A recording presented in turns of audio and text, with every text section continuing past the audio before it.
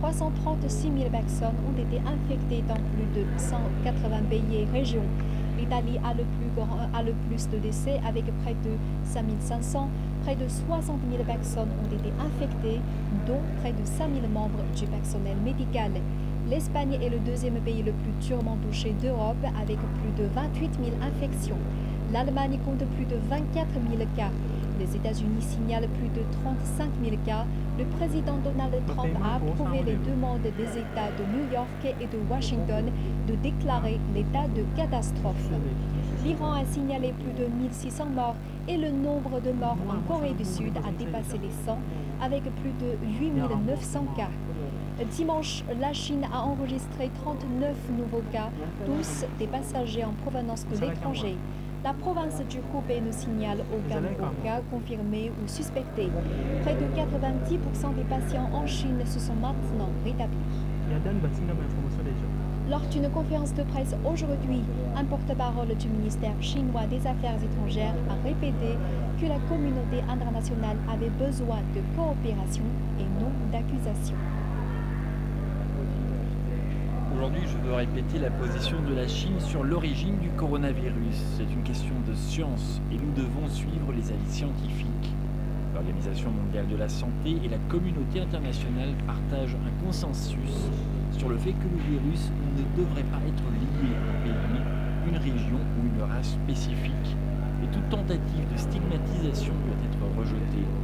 Certains hauts responsables et politiciens américains utilisent l'épidémie pour calomnier les efforts du gouvernement et du peuple chinois et stigmatiser la Chine avec le coronavirus. Nous nous y opposons fermement.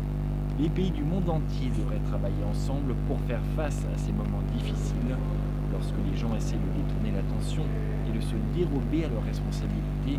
Ce n'est pas seulement mauvais pour leur propre pays dans la lutte contre le coronavirus, c'est aussi dangereux pour la coopération internationale pour arrêter l'épidémie. La Chine a vu 43 nouveaux cas de coronavirus après l'arrivée de personnes de l'étranger. La plupart d'entre eux étaient à Beijing et à Shanghai. Les provinces du Guangdong et du Fujian en ont chacun rapporté 6. Parallèlement, la province du Gansu au nord-ouest et la province centrale du Henan ont également enregistré de nouveaux cas. Jusqu'à présent, il y a eu plus de 350 cas importés en Chine. La capitale Beijing en a le plus avec 122.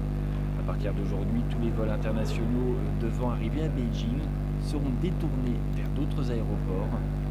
À partir de ce matin, tous les vols internationaux à destination de Beijing doivent d'abord atterrir dans certains aéroports de 12 villes. Ces villes sont principalement situées dans le nord de la Chine et tous les passagers y passeront les douanes, y compris les contrôles de santé. Et ceux qui présentent des symptômes de fièvre ou de maladies respiratoires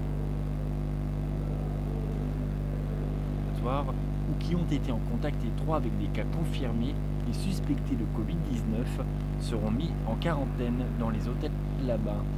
Et le reste des passagers peuvent prendre l'avion pour Beijing. Les dernières mesures visent donc à alléger